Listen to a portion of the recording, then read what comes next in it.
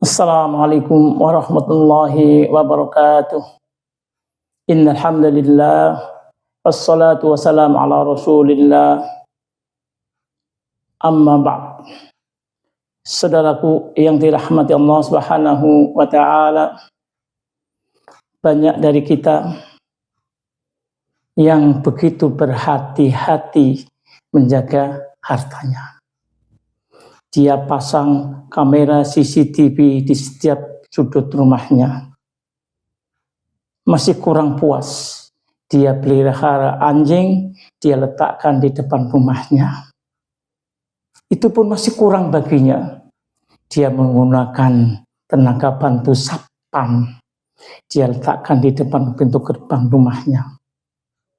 Tapi sedikit dari kita, saudaraku yang dirahmati Allah Subhanahu wa taala, berhati-hati terhadap mulut atau lisannya. Padahal yang masuk ke dalam tubuh kita bisa mengeraskan hati. Dan yang keluar dari lisan kita bisa menyakitkan hati orang lain. Pada kesempatan ini kita akan membahas hal itu. Menjaga yang masuk dan juga menjaga pintu keluar.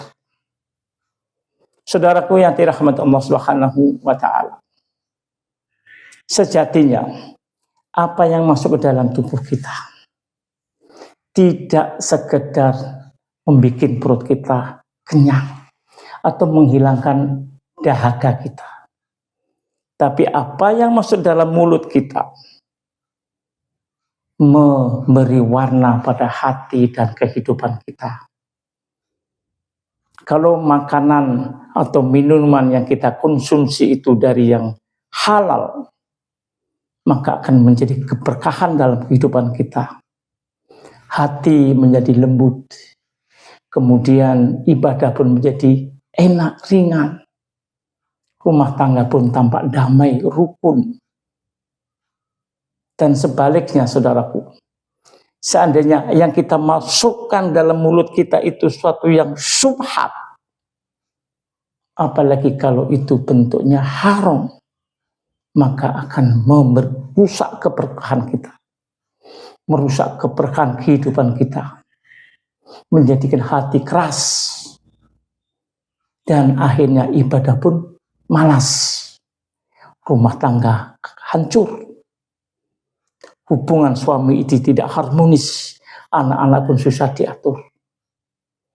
Dalam sebuah hadis Rasulullah SAW bersabda yang maknanya, daging tumbuh dari yang haram, maka neraka adalah tempatnya. Dalam hadis lain, riwayat Bukhari dan Muslim, Rasulullah mau menyampaikan yang hadis yang panjang.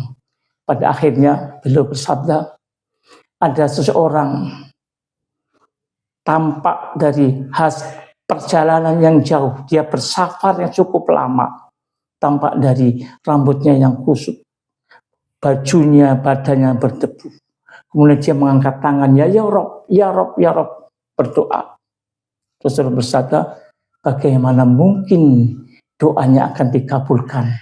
Makanannya dari yang haram, minumannya dari yang haram, pakainya pun dari yang haram. Jadi saudaraku yang dirahmati Allah Subhanahu wa taala, ada hubungan antara makanan yang kita konsumsi, minuman yang kita konsumsi, dengan dikabulkan tidaknya doa-doa kita. Maka kita memastikan apa yang masuk, kita pastikan apa yang masuk ke dalam mulut kita dan keluarga kita dari yang halal, itu merupakan bentuk tanggung jawab dan kasih sayang kita kepada diri kita dan juga kepada keluarga kita. Karena dari makanan halal itu tumbuh hati yang lembut, tumbuh keberkahan dalam kehidupan. Dan yang haram itu, saudaraku yang dirahmati Allah, tidak hanya zatnya seperti bangkai, darah, babi saja, tapi dari mana kita mendapatkan bisa menjadikan hal itu menjadi haram.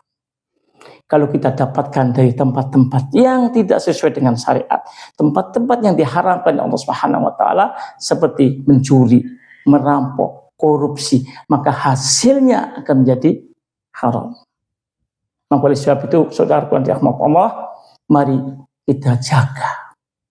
Kita pastikan apa yang masuk atau lewat dalam pintu mulut kita ini sesuatu yang benar-benar halal, baik zatnya ataupun cara perolehannya. Pertama. Kemudian yang kedua, saudaraku yang dirahmati Allah Subhanahu wa taala, kalau yang masuk bisa mengeraskan hati, maka yang keluar dari lisan kita bisa menyebabkan orang sakit hati, bisa melukai hati orang. Itu pun mari kita jaga. Rasulullah SAW bersabda dalam hadis riwayat Bukhari, seorang hamba berkata dengan sebuah perkataan yang mengundang murka Allah, dan dia anggap hal itu sepele, remeh. Tapi dengan itu dia terlempar atau dia masuk ke dalam neraka jahanam. Sebuah kata, bukan narasi yang panjang, bukan tulisan kitab yang berjilid-jilid, atau bukan peperangan dengan bom-bom dan senjata. Cukup dengan sebuah perkataan. Dengan sebuah perkataan merusak tatanan rumah tangga, hancur. Dengan sebuah perkataan hancur lebur hubungan persaudaraan. Dan dengan sebuah perkataan bisa luluh, hilang pahala yang telah kita bangun bersama, yaitu ghibah. Oleh sebab itu, saudaraku yang dirahmati Allah Subhanahu wa taala, Ramadan ini tidak hanya diperintahkan untuk menahan lapar, tapi kita diperintahkan juga untuk menjaga mulut ucapan. Jangan sampai keluar dari lisan kita sesuatu yang menyakitkan orang lain. Jangan sampai sesuatu dari kita menyinggung perasaan orang lain. Apalagi keluar dari mulut kita pada bulan Ramadan dan juga tentunya bulan-bulan yang lain, ghibah. Rasulullah SAW bersabda dalam hadis riwayat Bukhari, "Man lam yada' qaulaz zur wal amalu bihi wa laysa lillah hajatun fi an yada'a ta'amahu wa syarabahu." Barang siapa tidak bisa meninggalkan perkataan dusta dan perbuatan dusta, maka Allah tidak punya hajat. Allah tidak perlu orang itu meninggalkan makanannya, minumannya.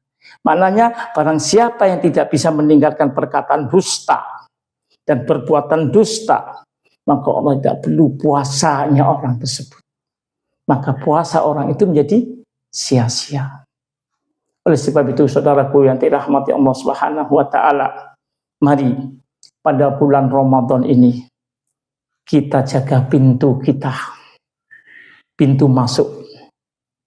Jangan sampai lewat ke dalam pintu masuk kita itu sesuatu yang syubhat, sesuatu yang haram. Kemudian jangan sampai keluar dari lisan kita suatu ucapan, suatu perkataan yang menyakitkan orang lain. Suatu perkataan yang menyinggung perasaan orang lain. Suatu perkataan ghibah yang tidak benar adanya.